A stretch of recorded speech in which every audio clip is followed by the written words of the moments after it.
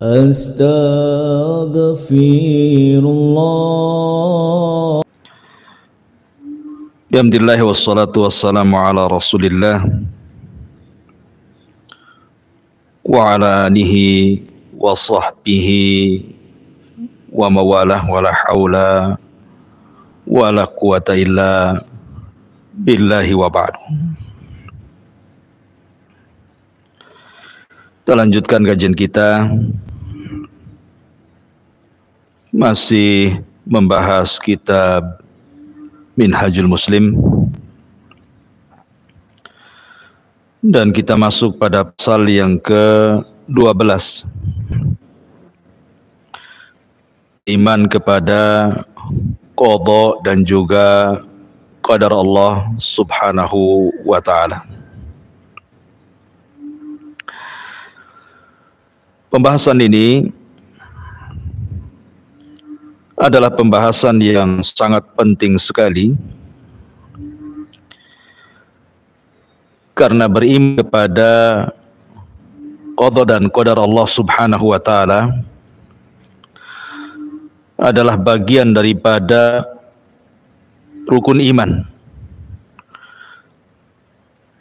di mana seorang muslim tidak boleh tidak kecuali harus beriman dengan qada dan qadar. Ma'asyiral muslimat yang dimuliakan Allah subhanahu wa ta'ala, setiap manusia, saya, ibu-ibu ataupun siapapun, semua sudah dicatat oleh Allah subhanahu wa ta'ala dalam catatan yang umum yang disebut dengan Lauhil Mahfuz. Baik kelahirannya, baik rizkinya, baik kebahagiaannya, celakanya, bahkan sampai kepada su'ul khatimah dan husnul khatimah, semua dicatat Allah subhanahu wa ta'ala. Dari sini Allah subhanahu wa ta'ala berfirman dalam surah Al-Qamar ayat 49,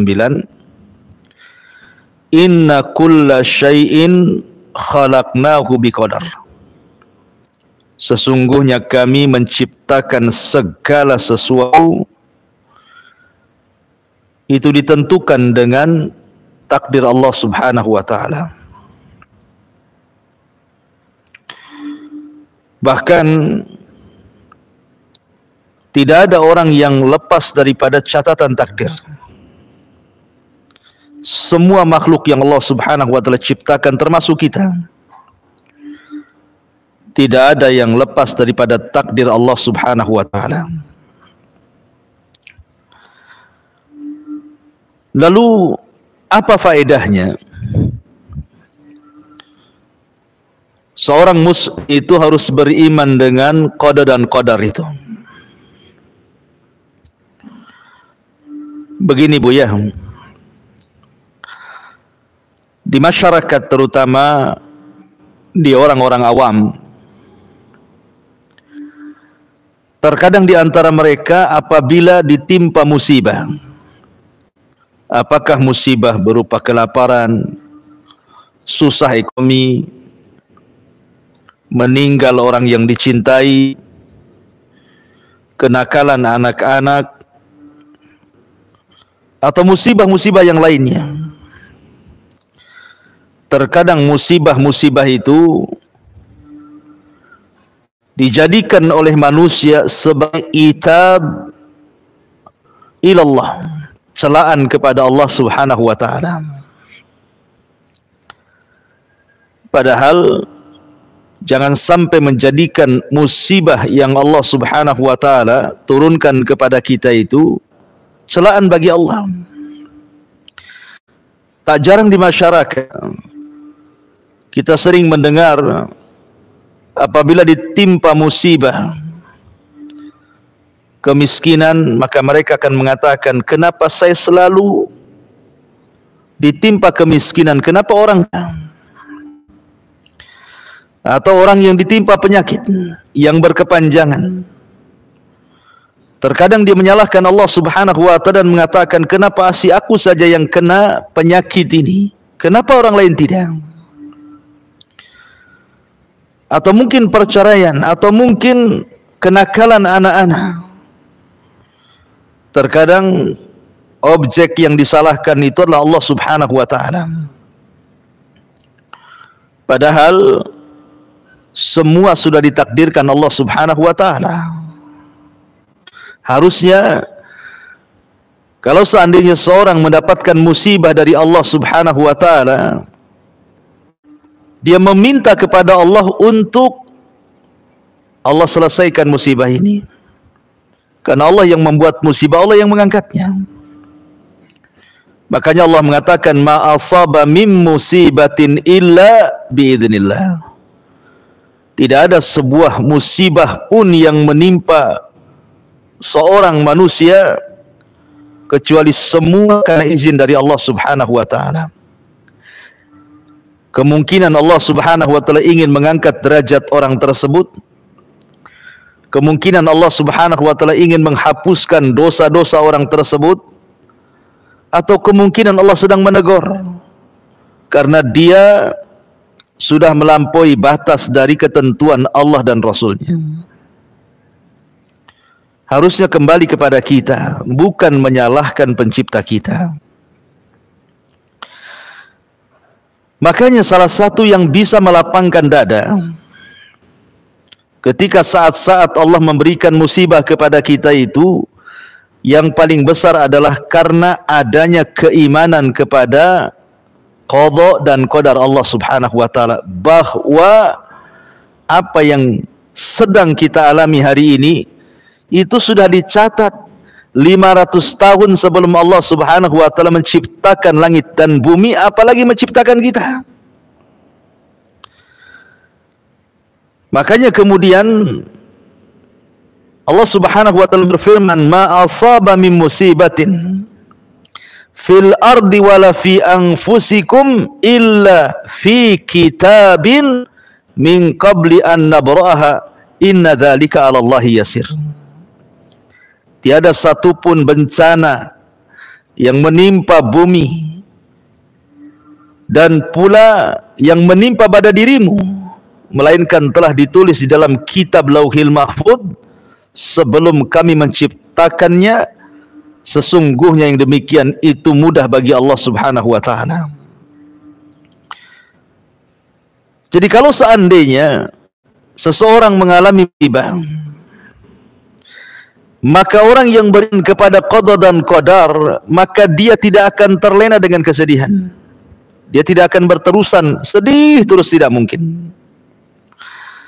Ataupun ketika ditimpakan kenikmatan dari Allah Subhanahu wa ta'ala, tidak lantas kemudian dia merasa seolah-olah dia orang yang paling beruntung dan menganggap bahwa kenikmatan itu merupakan tanda sayang Allah kepadanya.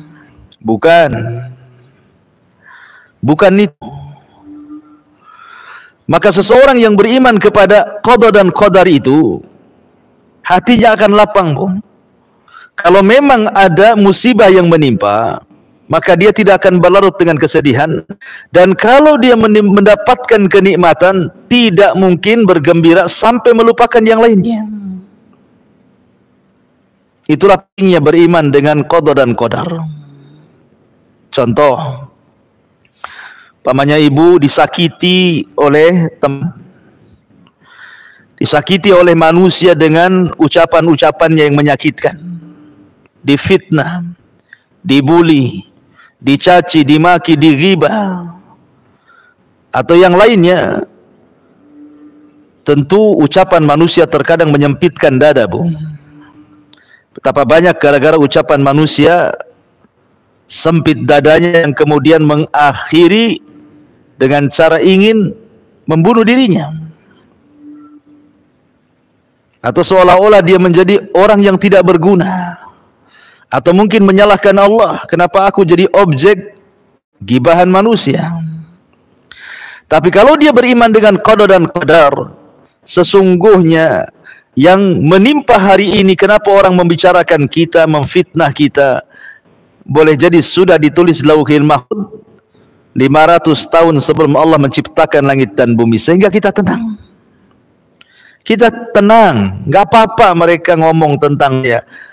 Sudah ditulis Lauhil Mahfuz. Cuman kejadiannya baru sekarang. Makanya kemudian orang yang beriman kepada qada dan qadar itu hatinya tenang. Karena semua sudah ditakdirkan. Semua sudah dicatat. Tidak ada yang meleset bagi Allah. Yakini bahwa apa yang Allah kehendaki, kalaupun manusia tidak berkehendak, pasti terjadi.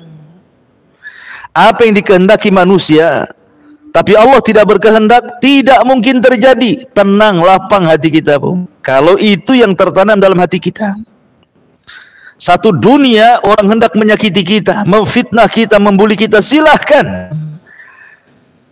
Kalau memang ditakdirkan oleh Allah Subhanahu wa ta'ala, tidak akan terjadi apapun, ibu pasti selamat.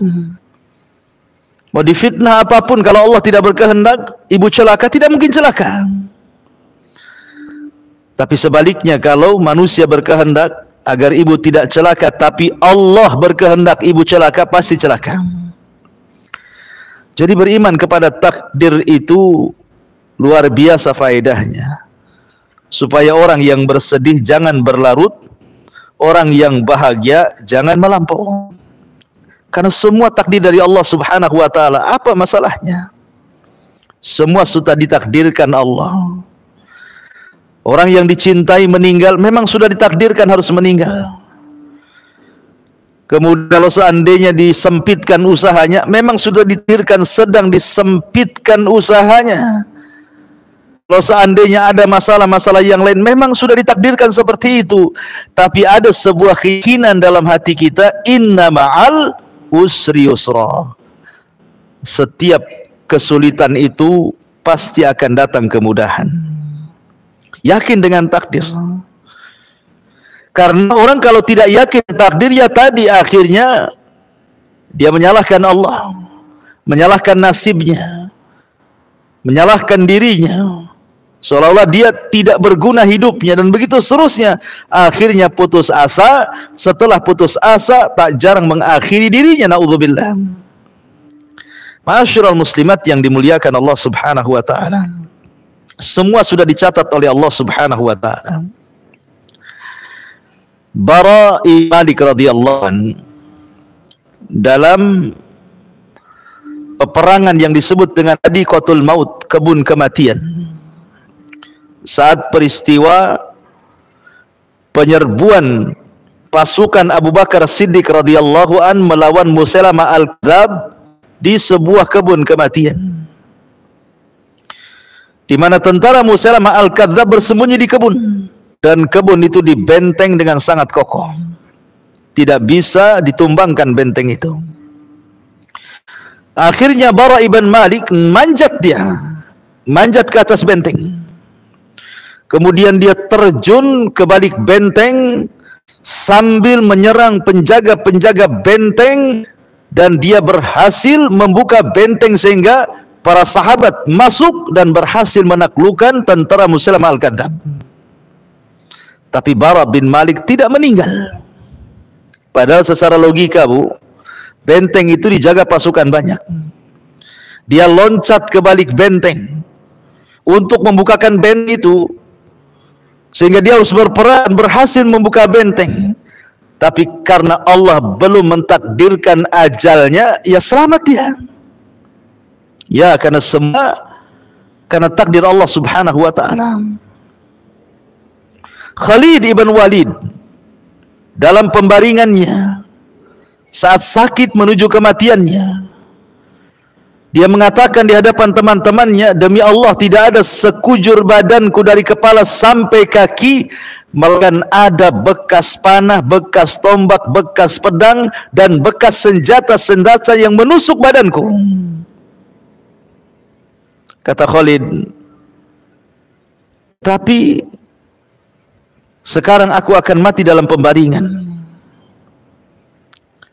Kenapa aku tidak mati di medan perang? Harusnya Khalid itu mati syahid di peperangan. Karena tidak ada sekujur badan kecuali ada bekas sayatan pedang, bekas tusukan tombak, ataupun panah, atau senjata-senjata perang. Tapi Allah tidak takdirkan dia mati dalam peperangan. Justru Khalid bin Walid meninggal dalam pembaringan. Takdir tidak lepas dari takdir Allah Subhanahu wa ta'ala. Ma'asyiral muslimin yang dimuliakan, muslimat yang dimuliakan Allah Subhanahu wa ta'ala. Umar bin Khattab radhiyallahu an, ketika menjelang ajalnya atau dia menghendaki ajalnya, dia menghendaki kalau seandainya ajalnya itu ingin di atas kesyahidan dan ingin meninggal di tempat yang di tempatnya situ tempat hijrah Nabi. Jadi berdoa setiap hari, ya Allah, wafatkan aku dengan mati syahid di tempat hijrah Nabi. Itulah doanya Umar bin Khattab radhiyallahu anhu. Logika, Bu, di zaman Umar bin Khattab kekuasaan kaum muslimin itu sampai ke daratan Persia, bahkan menguasai sebagian Romawi. Kekuatan Islam luar biasa di zaman Umar bin Khattab radhiyallahu anhu, di atas keemasan. Siapa yang berani menyerang ibu kota sehingga terjadi pertempuran, kemudian Umar mati dalam pertempuran itu? Enggak ada yang berani menyerang kota Madinah. Tapi Umar yakin kalau sudah takdir Allah Subhanahu wa ta'ala, tidak mustahil dia meminta kepada Allah untuk mati syahid di kota Madinah, tempat hijrah Nabi SAW. Yakin dengan takdir. Akhirnya suatu ketika Mughirah bin Syu'bah datang dari Persia membawa budak yang bernama Abu Lu'lu al-Majusi, meminta izin agar dia diperbolehkan tinggal di Madinah. Orang Majusi, orang kafir. Umar tidak mengizinkannya karena tidak boleh ada orang kafir di kota Madinah. Yahudi saja diusir di zaman Nabi. Tapi karena terus mengeluh, akhirnya Umar pun mengizinkan Mughirah bin Syu'bah memasukkan budaknya untuk bekerja padanya di pandai besi. Maka ketika suatu hari Umar bin Khattab datang ke pandai besinya, Mughirah bin Syu'bah bertemu dengan Abu Lu'lu. Kemudian karena dia piawai dalam membuat senjata, kata Umar bin Khattab, wahai Abu Lu'lu, buatkan untukku pisau yang bagus. Kata Abu Lu'lu, siap wahai Amirul Mukminin, aku akan siapkan dan buatkan pisau yang bagus, pedang yang bagus, bahkan pisau ini akan dibicarakan barat dan timur. Umar tidak paham maksudnya dibicarakan barat dan timur itu. Rupanya Abu Lu'lu punya dendam ditaruh kepada Umar bin Khattab karena Umar berhasil menaklukkan Persia. Maka di suatu malam ketika Umar sedang sholat subuh, Abu Lu'lu masuk dalam barisan saf salat subuh tanpa ada yang mengenali. Ketika sudah rakaat pertama, dia sudah di saf pertama, akhirnya dia tusuk Umar bin Khattab dari belakang beberapa tusukan. Dengan sebab itu Umar bin Khattab meninggal dunia. Ditusuk Abu Lu'lu. Dan keinginan Umar untuk mati syahid Allah kabulkan. Di tempatnya Rasul Allah kabulkan. Dia dibunuh oleh seorang Majusi yang tidak pernah sujud dan kepada Allah, dia kafir. Makanya ketika Umar bin Khattab bertanya kepada Ibnu Umar, man qatalani, siapa yang membunuhku wahai Ibnu Umar? Maka putranya mengatakan, Abu Lu'lu ya abi, Abu Lu'lu ya abi. Kata Umar, apakah budaknya Mughirah? Iya, kata Ibnu Umar. Umar pun dengan bangga dan senangnya menengadahkan tangan ke langit dan mengatakan, alhamdulillah alladzi qatalani lam yu'min billahi aw lam yasjud lillahi walau kana sajdah.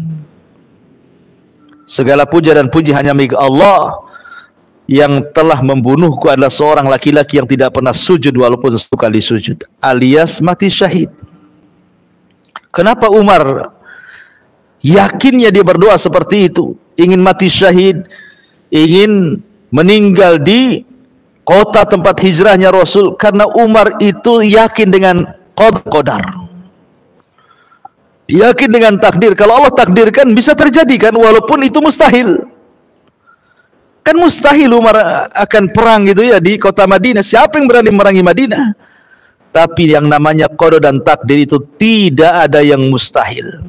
Semua sudah dicatat di Lauhil Mahfuz. Rizki seseorang sudah dicatat, umur seseorang sudah dicatat. Jadi kalau sudah dicatat, seperti rizki sudah dicatat, lah buat apa merampok? Buat apa mencuri? Buat apa takut dengan rizki? Takut dengan kejahatan, takut dengan PHK, takut dengan gulung tikar. Kemudian berbuat maksiat, harus merampok, harus mencuri, harus korupsi.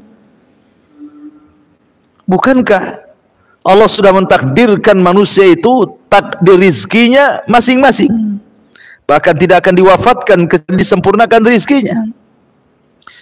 Makanya sering saya ceritakan, ketika ada seorang pengemis datang ke rumah Ali radhiyallahu an, kemudian Ali radhiyallahu an menjanjikan akan memberikan 4 dirham atau 4 dinar. Tapi Ali lupa meletakkan 4 dirham itu di mana letaknya. Karena kelamaan, maka sang pengemis ini pulang dan mencuri pelana kuda Ali. Setelah pergi, akhirnya uang itu baru ingat ada di mana. Setelah diambil uang itu, kemudian keluar hendak dari pengemis tadi, pengemisnya pula sudah pergi. Akhirnya kemudian datanglah pembantu Ali radhiyallahu anhu dan mengatakan, "Ya Amirul Mukminin, pelana kuda kita ada yang curi. Dia hilang di atas kudanya." Maka Ali radhiyallahu anhu mengatakan, "Kalau begitu aku memiliki 4 dirham. Kau ke pasar, belilah pelana baru." Akhirnya kemudian pembantunya Ali pun berangkat untuk mencari pelana baru dan membeli di pasar dengan uang 4 dirham itu, atau 4 dirham itu. Dapatlah ada orang yang menjual pelana. Rupanya yang menjual pelana itu adalah pencuri tadi, karena memang pencuri ini tidak mau pelana, dia mau uang, makanya dijual. Rupanya ketika dia menjual pelana, ketemu pula dengan pembantunya Ali dan tidak tahu kalau itu pelana kudanya Ali yang dicuri. Setelah tawar-menawar, jatuhnya 4 dirham. Pulanglah pembantu Ali ini dan memberitahu Amirul Mukminin bahwa sudah membeli pelana. Tiba-tiba Ali radhiyallahu an ketika melihat pelana itu, dia mengatakan, "Bukankah ini kita yang hilang? Siapa yang mencurinya? Dari mana kau membelinya? Bagaimana sifat-sifatnya?" Maka kemudian khadimnya Ali mengatakan, "Saya beli di orang yang sifat-sifatnya seperti ini, seperti itu." Kata Ali radhiyallahu an, "Allahu Akbar, Allahu Akbar Ali. Sungguh dia telah bersegera dalam kemaksiatan. Kalau dia mau sabar, tentu dia mendapatkan 4 dirham dengan cara yang halal. Tapi karena dia tidak sabar, dia pun mendapatkan uang 4 dirham dengan cara yang berdosa. Sama-sama 4 dirham. Kalau dia mau sabar, Ali akan memberikan secara tulus. Tapi karena dia tidak sabar, dia mencuri. Kemudian dia pun sama dapat uang yang akan diberikan Ali radhiyallahu an, sama-sama 4 dirham. Jadi kalau memang rizki Allah itu 4 dirham, mau cari dengan cara halal, mau cari dengan cara haram, pun segitu, karena sudah ditetapkan rizki atas Lauhil Mahfuz. Kenapa harus tergesa-gesa mencari yang haram? Kenapa tidak yang halal? Kenapa tergesa-gesa harus maksiat? Kenapa tidak mencari yang taat? Bukankah hasilnya juga sama? Itu karena tidak yakin dengan qada dan qadar subhanahu wa ta'ala. Orang yang merampok, orang yang mencuri, orang yang berbuat jahat itu karena tidak paham dengan qada dan qadar Allah subhanahu wa ta'ala. Tidak tenang hatinya. Makanya dia berusaha untuk melakukan maksiat karena dalam benaknya dia tidak yakin dengan takdir Allah Subhanahu wa taala. Ma'asyiral muslimat yang dimuliakan Allah Subhanahu wa taala. Perhatikan, kalau kita cerita iman dengan qada dan Allah Azza wa Jalla, maka beriman kepada qada dan qadar itu mencakup 4 perkara. Beriman kepada qada dan qadar itu mencakup 4 perkara. Siapa yang mengimani 4 perkara dan paham dengan 4 perkara ini, berarti dia telah beriman kepada qada dan qadar. Siapa yang mengingkari 1 dari 4 perkara ini, maka dia telah mengingkari qada dan qadar Allah Subhanahu wa taala. Apa saja 4 perkara ini? Yang pertama, al-ilmu. Ilmu. Beriman bahwa Allah Subhanahu wa taala alim, memiliki pengetahuan segala sesuatu makhluk yang diciptakannya, baik secara global ataupun secara perinci. Jadi Allah Subhanahu wa taala Maha tahu yang telah, yang sedang, yang akan datang, bahkan kalau seandainya terjadi sesuatu yang mustahil sekalipun, pasti Allah tahu. Itulah pengetahuan Allah Subhanahu wa taala. Allah Maha tahu. Tahu kebutuhan kita itu apa, Allah tahu. Sehingga kalau Allah Maha tahu dan kita yakin Allah Maha tahu, lalu buat apa kemudian orang itu bersedih? Bukan Allah Maha tahu. Kalau kita mengangkat kedua tangan kepada Allah Azza wa Jalla agar dilepaskan dari kesulitan, Allah Maha tahu. Allah tahu akan hamba-hambanya, akan kita itu Allah tahu. Apa yang dihajatkan kita, apa yang tidak dihajatkan kita, Allah tahu. Sehingga ketika kita memiliki keyakinan bahwa Allah mengetahui atas segala sesuatu, tenang kita. Lah pengetahuan Allah Subhanahu wa taala dituangkan dalam catatan, dan tidak semuanya. Sebagian pengetahuannya diletakkan dalam catatan Allah Subhanahu wa taala yang diletakkan di Lauhil Mahfuz. Jadi Allah sudah mencatat di ilmunya segala sesuatu yang akan terjadi sampai kiamat kita. Ketika Allah Subhanahu wa taala menciptakan pena ataupun qalam, maka Allah katakan, catatlah segala sesuatu yang akan terjadi sampai kiamat dibangkitkan. Jadi semua sudah dicatat. Semua sudah dicatat. Kita ini sudah dicatat, rizki kita sudah dicatat, umur kita sudah dicatat, hidup dan mati kita sudah dicatat, bahagia dan celaka kita sudah dicatat, sul khotimah dan husnul khotimah sudah dicatat. Tetapi ingat, jangan pula dijadikan dalil bahwa ketika Allah Subhanahu wa taala mencatat semua apa yang akan berlaku sampai kiamat dibangkitkan, ada pula orang yang mengatakan, kalau seandainya si fulan itu kafir, si fulan itu fasik, si fulan itu maksiat, saya kan maksiat karena catatan saya bermaksiat, makanya saya maksiat. Seolah-olah orang ini berdalil dengan alur catatan, sehingga akhirnya maksiat dilegalkan gara-gara berdalil dengan catatan. Ya, aku ini seperti ini, suka dengan laki-laki sesama jenis, ya karena memang sudah dicatatnya seperti itu, mau diapain katanya. Sudah takdir seperti itu, sudah catatannya seperti itu, dan catatan itu tidak mungkin dirubah katanya. Nggak boleh berdalil seperti itu, karena seseorang itu melakukan kekufuran, kefasikan, itu karena ikhtiarnya, kehendaknya.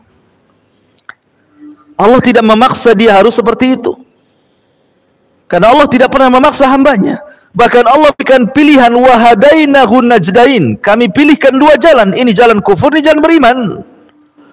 Jangan berdalil dengan takdir akan sebuah kemaksiatan. Karena maksiat itu memang takdir Allah, tapi kehendak Anda yang bermaksiat. Allah tidak berkehendak. Si fulan tahu bahwa si Anu akan bermaksiat, kemudian dia bukan berarti kemudian ketika dia maksiat itu karena pengetahuan Allah dan catatan Allah akhirnya dia maksiat. Tidak. Allah Subhanahu wa taala tetap memberikan masyiah, kehendak. Dan makhluk juga punya kehendak. Sehingga ketika dia bermaksiat kepada Allah itu karena kehendaknya, bukan karena catatannya. Makanya yang nomor 3 selain daripada beriman dengan ilmu Allah, beriman dengan catatan Allah Subhanahu wa taala, juga beriman dengan al-masyiah, beriman dengan kehendak Allah Subhanahu wa taala. Wa ma tasya'u illa an yasha'ahu rabbul alamin. Apa yang kalian kehendaki kecuali juga Allah berkehendak. Tetapi kehendak menjadi bawah kehendak Allah Subhanahu wa taala. Kemudian yang terakhir ada yang disebut dengan al-khalqu. Allah yang menciptakan segala sesuatu. Jadi kalau Allah Subhanahu wa taala mengetahui, kemudian sebagian pengetahuannya dicatat, dan tidaklah Allah mencatat kecuali karena masyiah kehendaknya, kemudian diciptakannya, kemudian kita beriman dengan 4 perkara ini, tenang kita dibuatnya, Bu. Karena masing-masing kita ini punya catatan. Ketika ibu dalam perut janin, kan datang tuh malaikat mencatat rizkinya, mencatat bahagianya, mencatat celakanya, mencatat sul khotimahnya, mencatat sul khotimahnya. Semua sudah dicatat. Atas kehendak Allah dan atas ilmu dari Allah Subhanahu wa taala. Kemudian Allah Subhanahu wa taala menciptakan hal yang sudah ditulis berdasarkan ilmunya, berdasarkan kehendaknya, maka jadilah sebuah peristiwa. Mungkin ibu diejek orang, mungkin ibu dihina orang, mungkin ibu digibah orang. Ya, tenang saja, karena tidak lepas daripada takdir Allah Subhanahu wa taala. Lisan mereka juga yang menggibah ibu itu tidak keluar dari takdir. Lisan orang yang menggibah ibu itu loh tidak keluar dari takdir. Walaupun dia mencaci, memaki untuk mencelakakan kita, sampai dia kemudian membuat isu hoax kemana-mana, ucapan dia tidak lepas dari takdir Allah. Walaupun dia ngompor sana, ngompor sini supaya ibu celaka, ibu dibenci, loh kalau Allah tidak berkehendak nggak akan terjadi. Capek saja dia ngomong ember ke sana kemari. Jadi kita tidak lepas dari takdir, sebagaimana dia pun tidak lepas dari takdir. Lah ketika itulah tenang kita, karena semua tidak lepas dari takdir masalahnya. Jadi apapun yang dikeluarkan dari lisan orang yang menyakiti kita tidak keluar dari takdir Allah Subhanahu wa taala. Ma'asyiral muslimat yang dimuliakan Allah Subhanahu wa taala. Maka penting sekali beriman dengan qada dan qadar Allah Subhanahu wa taala. Karena semua sudah dicatat dalam takdirnya.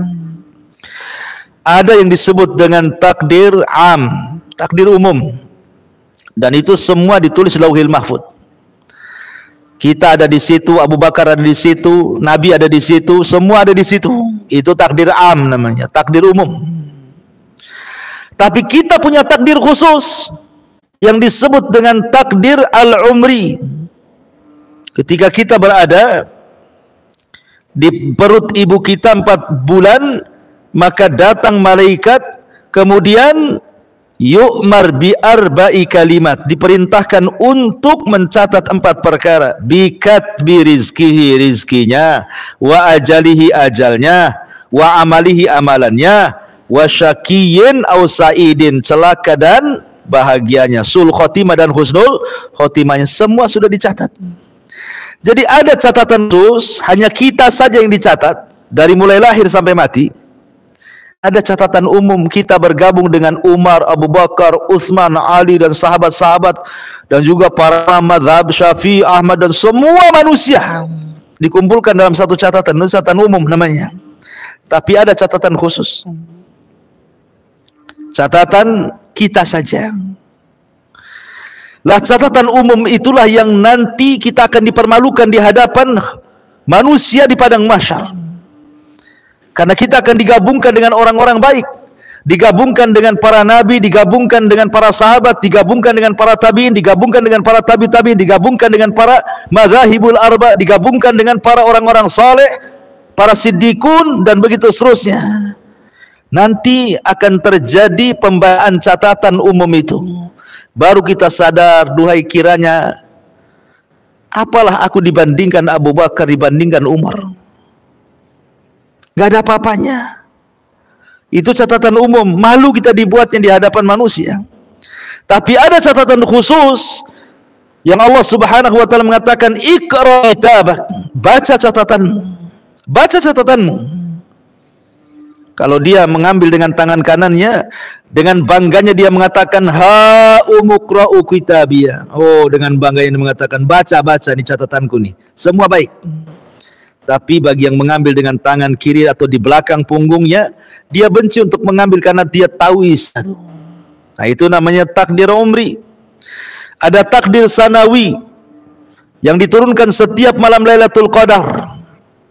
Setahun yang akan datang dari malam Lailatul Qadar itu diperbaharui lagi takdirnya.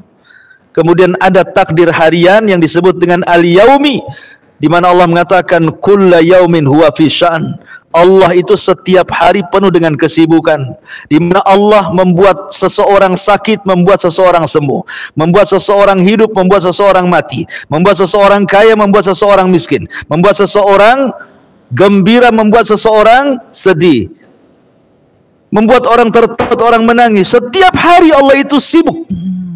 Itu namanya takdir yaumi. Ya. Lah hal-hal yang seperti ini harus diimani. Ma'asyiral muslimat yang dimuliakan Allah Subhanahu wa taala, tapi takdir Allah itu perkara gaib. Maka disebutkan di sini, wa indahu mafatihul ghaibi la ya'lamuha illahu wa ya'lamu ma fil barri wal bahri wa ma tasqutu min waraqatin illa ya'lamuha wa la habatin fi dhulumatil ardi wa la ratbin wa la yabisin illa fi kitabim mubin. Dan pada sisi Allah kunci-kunci semua yang gaib, tak ada yang mengetahuinya kecuali Dia sendiri. Dan Dia mengetahui apa yang ada di daratan, yang ada di lautan, dan tidak ada helai daun pun yang gugur melainkan Dia mengetahuinya, dan tidak jatuh sebutir biji pun dalam kehidupan bumi kecuali Dia mengetahuinya. Bahkan sesuatu yang basah dan yang kering melainkan tertulis dalam kitab yang nyata di Lauhil Mahfuz. Kita tidak tahu takdir kita, karena wa indahu mafatihul ghaib. Di sisi Allah lah kunci-kunci segaiban, termasuk takdir manusia itu gaib bagi kita. Karena Dia gaib kita, Bu, maka jangan berdalil dengan takdir.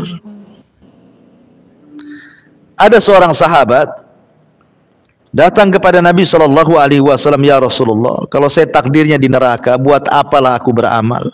Buat apalah aku capek-capek sholat, capek-capek puasa, mengeluarkan harta zakat, toh nanti juga takdirnya masuk neraka?" Ya masuk neraka juga, nggak ngaruh sholatnya.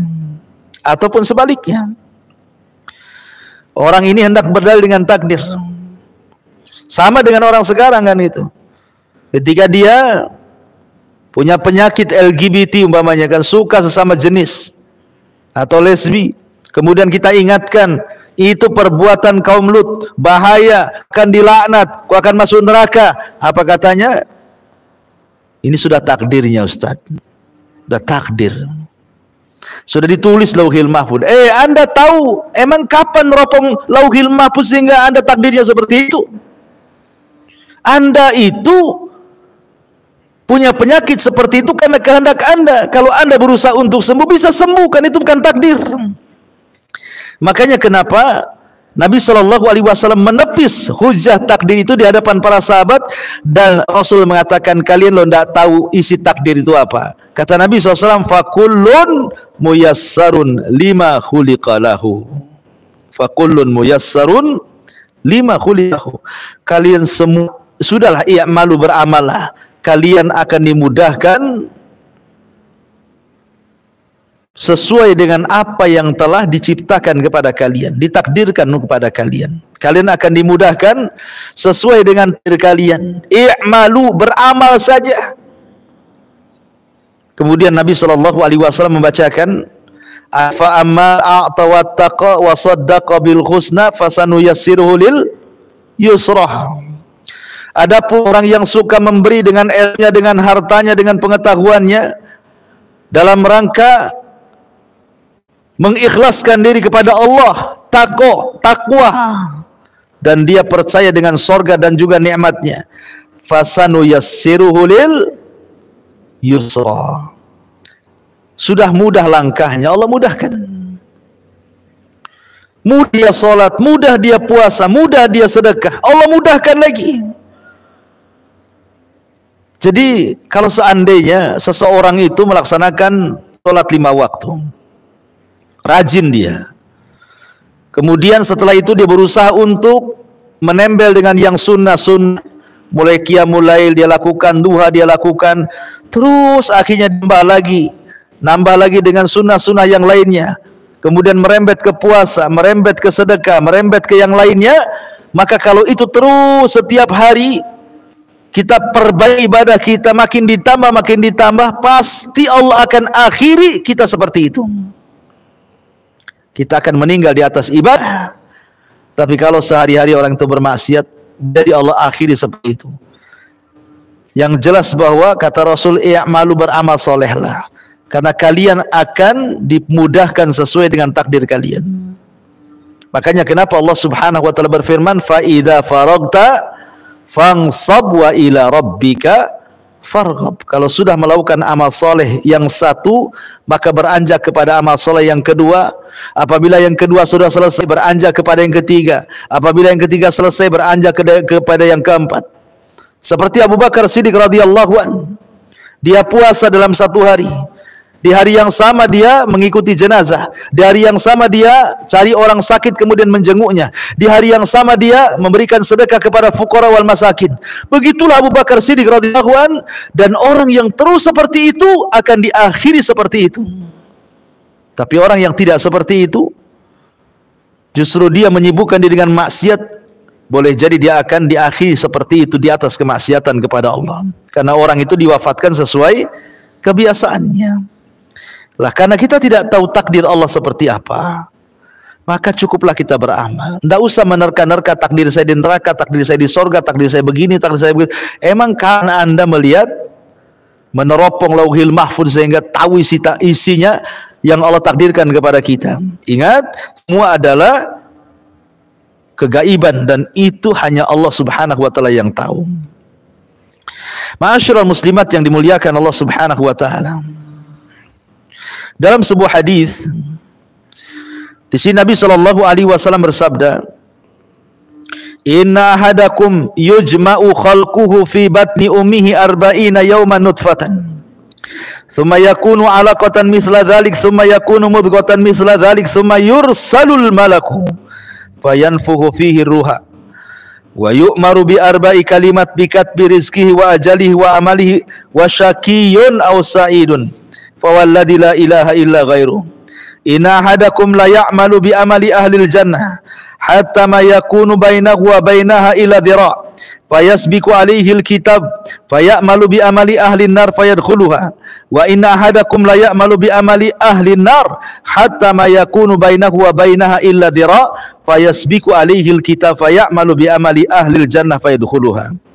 Sesungguhnya kata Rasul, setiap kamu dikumpulkan penciptaannya dalam perut ibumu selama 40 hari dalam kondisi segumpal sperma, kemudian menjadi segumpal darah, selama 40 hari berikutnya, kemudian menjadi segumpal daging selama 40 hari berikutnya, artinya genap 4 bulan.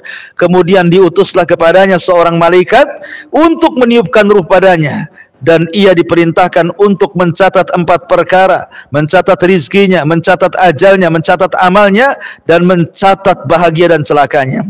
Kemudian Rasul mengatakan, demi zat yang tiada Tuhan yang berhak disembah kecuali Dia, sungguh ada kalanya seseorang darimu benar-benar mengamalkan amalan ahli sorga, sehingga ketika jarak antara dia dengan sorga tinggal 1 hasta, namun takdirnya telah mendahuluinya, lalu dia beramal dengan amalan ahli neraka sehingga dia masuk ke dalam neraka. Dan ada seseorang di antara kamu yang mengamalkan amalan penduduk neraka, namun ketika jarak antara dia dengan neraka tinggal 1 hasta, takdirnya pun telah mendahuluinya, maka dari itu pun dia amalkan amalan ahli sorga sehingga dia Allah masukkan dia ke dalam sorga. Lihat, semua sudah dicatat dan semua sudah ditakdirkan Allah Subhanahu wa taala. Ada yang dohirnya, Bu, dohirnya ahli solat, ahli puasa, ahli ngaji, ahli haji, dohirnya. Tetapi batinnya kan tidak tahu, Bu. Rupanya dia mengamalkan amalan itu karena riya, karena ingin dilihat orang, dipuji orang. Padahal kalau seandainya dia mengamalkan karena Allah, tentu jarak dia dengan sorga itu tinggal 1 hasta. Tapi karena amalan yang ia lakukan itu dalam rangka riya, akhirnya yang tinggal 1 hasta itu tidak menjadikan dia masuk sorga, justru dia masuk neraka. Tapi ada juga yang dohirnya, ya amalannya kurang, terkadang mungkin dia ada maksiat, tapi dia punya amalan yang kita tidak tahu, hanya dia dengan Allah yang tahu. Mungkin amalan itu sangat ikhlas dan sangat berharga bagi dia di hadapan Allah. Rupanya yang kita anggap dia biasa-biasa saja, terkadang maksiat, dimasukkan pula ke dalam sorga, padahal maksiat dia itu sudah mendekatkan dia tinggal 1 hasta ke neraka. Kita tidak tahu, semua takdir Allah Subhanahu wa taala. Kita tidak bisa memvonis, kita tidak boleh menjustis, kita tidak boleh menuduh si fulan ahlul jannah, si fulan ahlun nar dalam kondisi orang masih hidup, karena kita tidak tahu akhir kehidupan manusia. Ma'asyiral muslimat yang dimuliakan Allah Subhanahu wa taala, makanya manusia itu, Bu, saat detik-detik wafat, kenapa manusia itu bisa su'ul khotimah, Bu? Orang yang detik-detik wafat, kenapa sih orang itu ada yang sampai su'ul khotimah? Kata Siddiq Hasan Khan rahimahullahu ta'ala mengatakan, karena ada 2 perkara kenapa orang itu jadi su'ul khotimah. Perkara yang pertama, karena dikuasakan kepada orang tersebut ajaran sesat. Boleh jadi ketika di dunia dia mempelajari filsafat sesat, mengotak-ngatik Allah, mengotak-ngatik zat Allah sampai bingung, sehingga ketika sakaratul maut dia bingung dengan Tuhannya, karena semasa hidupnya suka mengutak-ngatik Tuhannya itu. Atau yang kedua, terkalahkan dunianya, karena ketika masa hidup dia sibuk dengan dunia, sibuk dengan pekerjaan, sibuk dengan usaha, sibuk dengan bisnis. Ketika sakaratul maut, yang diwasiatkan kepada anak-anaknya, nak, kalau ibumu mati, ayahmu mati, jaga tuh perusahaan yang sebelah sana. Nah, kalau seandainya ibumu sehat, tidak jadi mati, bapakmu sehat, tidak jadi mati, kita jalan-jalan ke Singapura, kita jalan-jalan ke Australia, kita jalan-jalan ke mana? Harusnya dia ngomong, nak, kalau seandainya kita sehat, yuk kita haji, yuk kita umroh, yuk kita sedekah. Harusnya kan begitu. Tapi karena terkalahkan dengan dunianya, akhirnya itu yang diucapkannya. Jalan-jalan ke negeri kafir. Ya, akhirnya diwafatkan dengan angan-angan seperti itu, sul khotimah itu dia. Makanya Rasul mengatakan, i'malu fakullun muyassarun lima khuliqa. Sudah, banyak beramal solehlah, supaya jangan diakhiri dengan su'ul khatimah. Kemudian hadis yang kedua yang dicantumkan mu'alif rahimahullahu ta'ala, hadis Ibnu Abbas radhiyallahu anhu. Suatu ketika Abdullah ibn Abbas ini berboncengan dengan Nabi SAW, kemudian Rasul menasihati Abdullah ibn Abbas, ya gulam, inni uallimuka kalimatin ihfadillah yahfadka, ihfadillah tajidhu tujahak, idza sa'alta fas'alillah wa idza sta'anta fasta'in billah, wa'lam annal ummata law istama'at ala an yanfa'uka bi syai'in lam yanfa'uka illa bi syai'in qad katabahu Allahu lak, walau istama'u ala an yadurruka bi syai'in lam yadurruka illa bi syai'in qad katabahu Allahu 'alaik, rufi'atil aqlam wa jaffatis suhuf. Hai anakku, kata Rasul, sesungguhnya aku akan mengajarkan kepadamu beberapa kalimat. Jagalah perintah Allah, jagalah larangan Allah, niscaya Dia memeliharamu. Kemudian jagalah Allah, niscaya engkau akan mendapatkannya di hadapanmu. Apabila engkau memohon, mohonlah kepada Allah. Apabila meminta pertolongan, mintalah pertolongan kepada Allah. Perhatikan syahidnya.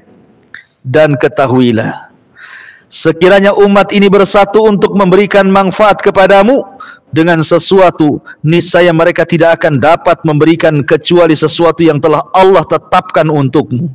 Dan sekiranya mereka bersatu untuk mendatangkan kemadaratan terhadap kamu, maka mereka tidak akan dapat menimpakan kemadaratan terhadapmu kecuali dengan sesuatu yang telah Allah tetapkan atasmu.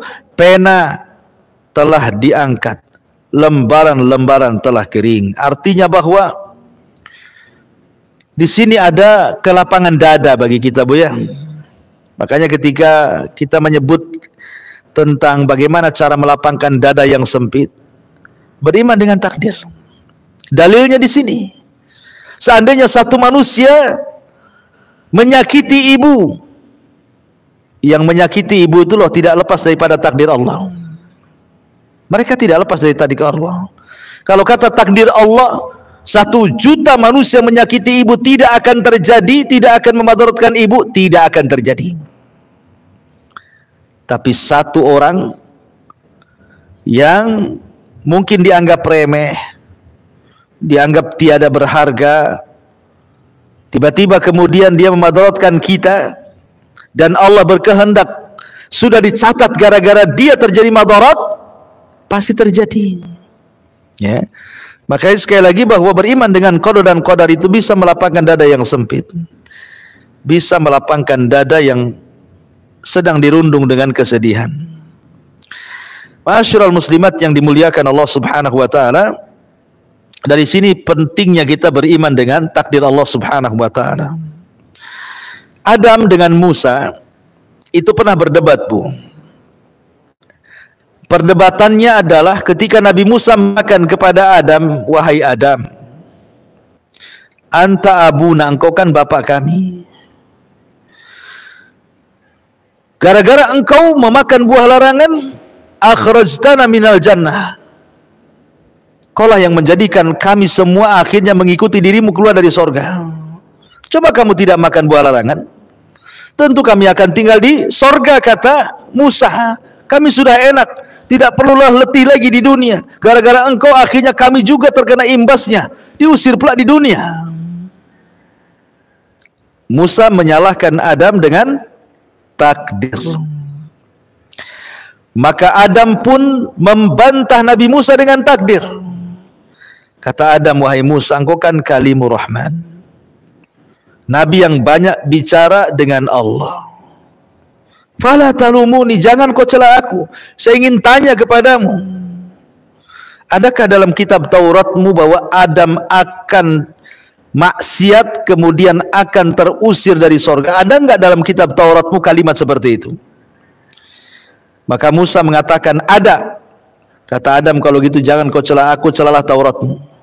Karena Tauratmu lebih dulu dicatat oleh Allah Subhanahu wa taala daripada Allah menciptakan diriku.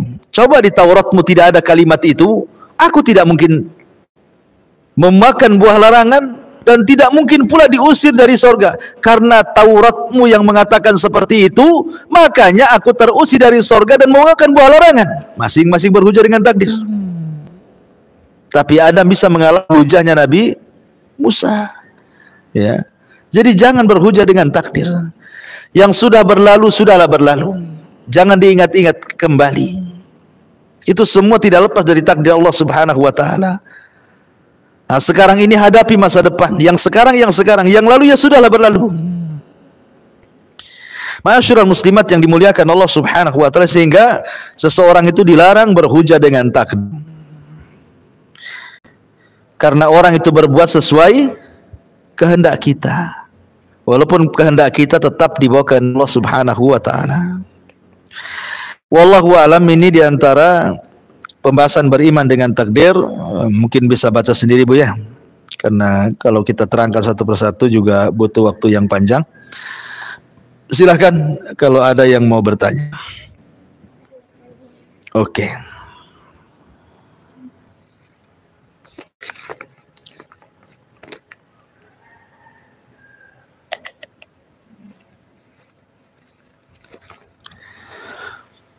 Ustadz, Allah memberi akal pikiran kepada manusia untuk menjalani kehidupan. Apakah setiap keputusan yang kita ambil dalam hidup ini akhirnya menjadi takdir kita? Apa takdir bisa diubah dengan doa? Iya, alhamdulillah. Ada hadis yang mengatakan la yaruddul qada illa doa. Tidak ada yang bisa merubah ketentuan Allah kecuali dengan doa. Tapi doa yang merubah ketentuan itu bukan yang di Lauhil Mahfuz, tapi ketentuan yang di tangan malaikat. Yang di tangan malaikat bisa berubah. Umpamanya ketika Lailatul Qadar, setahun yang akan datang dicatat malaikat, usianya orang ini tinggal 5 tahun lagi, atau 2 tahun lagi, atau 1 tahun lagi. Kemudian karena banyak berdoa minta dipanjangkan usia, akhirnya kemudian tidak jadi dan Allah tambah usianya. Jadi catatan yang berubah itu catatan yang dipegang para malaikat, bukan catatan umum yang ada di Lauhil Mahfuz. Lalu apakah setiap keputusan yang kita ambil dalam hidup ini akhirnya menjadi takdir kita? Begini Bu ya, Allah Subhanahu wa taala sudah membuat 2 jalan. Satu jalan hidayah, satu jalan kesesatan. Satu jalan maksiat, satu jalan ketaatan. Wa hadainahun najdain. Kemudian Allah Subhanahu wa taala membekali kita dalam menghadapi 2 jalan itu dengan berbagai macam bekal. Mulai dari kedua mata bisa melihat, kedua telinga bisa mendengar, lisan bisa bicara, tangan bisa bergerak, kaki bisa melangkah, otak bisa berpikir, perasaan bisa merasa. Kemudian Allah Subhanahu wa taala berikan kehendak untuk memilih. Untuk memilih. Kalau seandainya dia memilih jalan ke neraka, jangan salahkan catatan. Mungkin catatan saya sudah jadi neraka. Tidak, Anda memilih dengan kehendak. Karena ketika kita dihadapkan antara air dan api, kita tahu mana yang panas, mana yang tidak. Tak mungkin memegang api jelas-jelas panas. Lah kita sudah tahu ini yang baik ke surga, ini yang baik ke neraka, tapi karena hawa nafsunya dia pilih yang tidak baik, akhirnya menuju jalan ke neraka. Maka setiap keputusan itu akan jadi takdir kita. Ya, ingat, setiap keputusan kita itu akan jadi takdir kita. Hati-hati ketika memberikan putusan, karena kita diberikan kehendak. Walaupun kehendak kita tetap di atas kehendak Allah. Allah menciptakan syaitan, Allah menciptakan iblis. Syaitan, iblis, atau orang-orang jahat seperti Fir'aun, Namrud dan yang semacamnya, semua ciptaan Allah Subhanahu wa taala. Tapi apakah kemudian syaitan sesat itu karena mengikuti catatan? Iblis itu sesat karena mengikuti catatan? Tidak.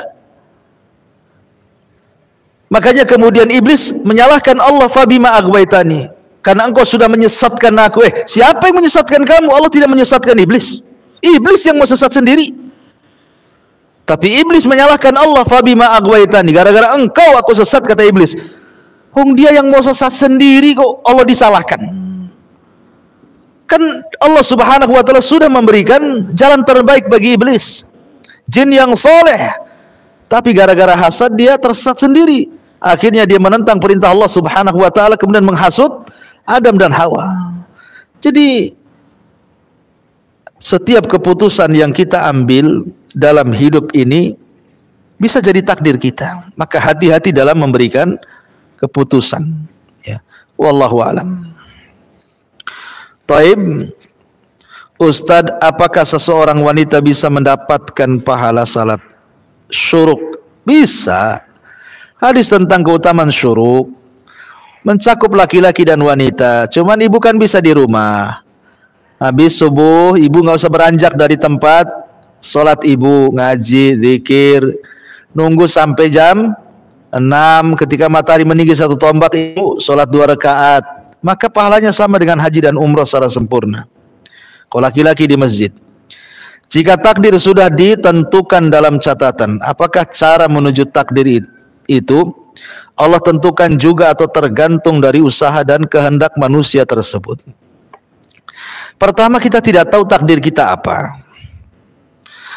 Tetapi Rasul mengatakan i'du, berarti di sini disuruh kita usaha, Bu. Usaha. Maka barang siapa yang suka memberi, kemudian bertakwa, kemudian membenarkan, surga usahanya sudah mudah. Dia mudah sholat, mudah amal soleh, mudah puasa, mudah zakat, Allah mudahkan lagi.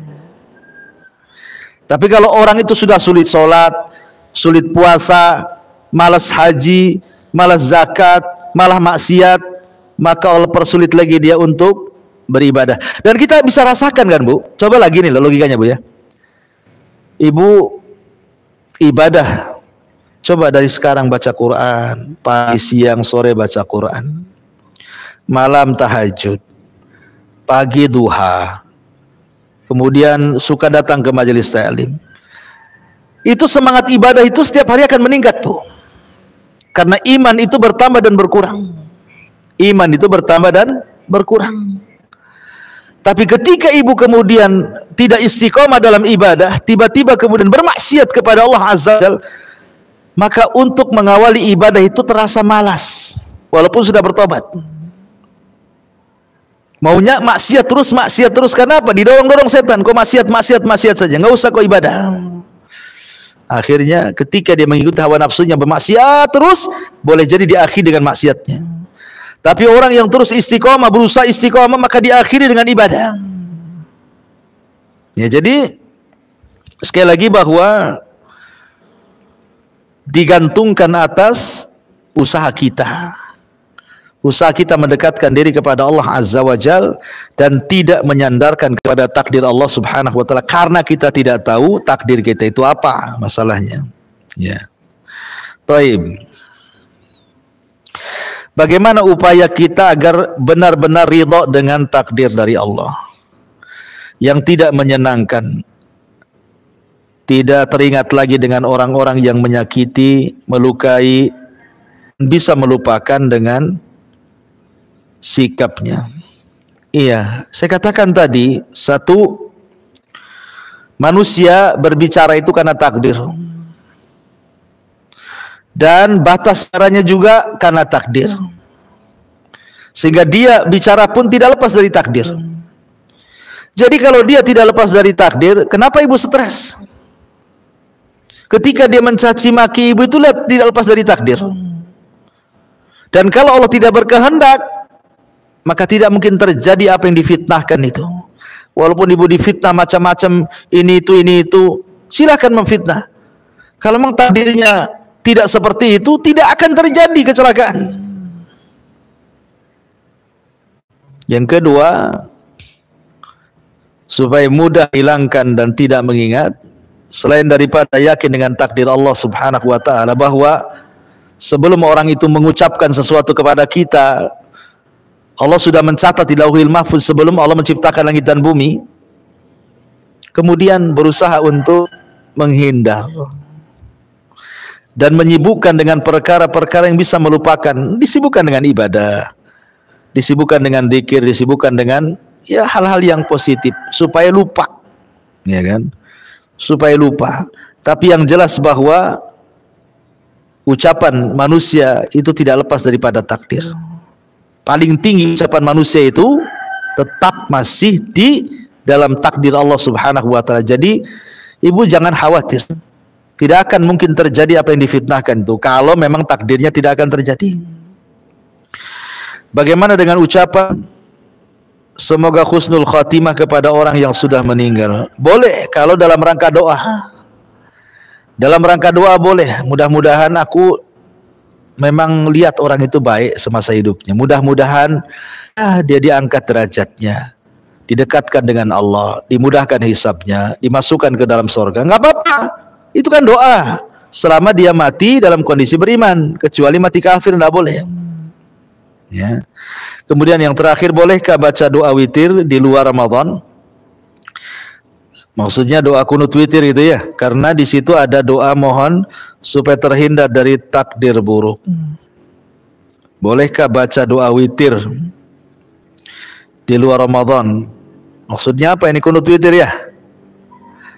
Ya, bolehlah. Kalau memang witir itu kan bisa dilakukan di luar Ramadan, bisa dilakukan di dalam Ramadan.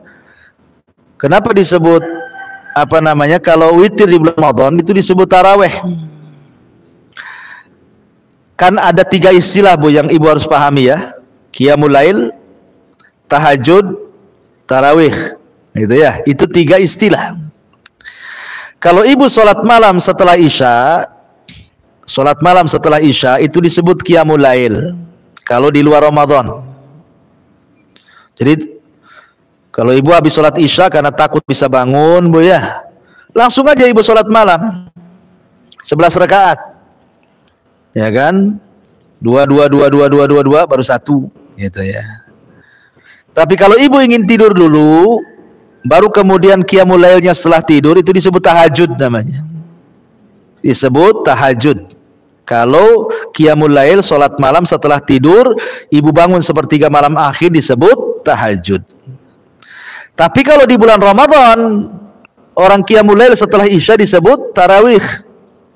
Nah itu ya Bu ya, itu namanya istilah-istilah yang disebutkan para ulama.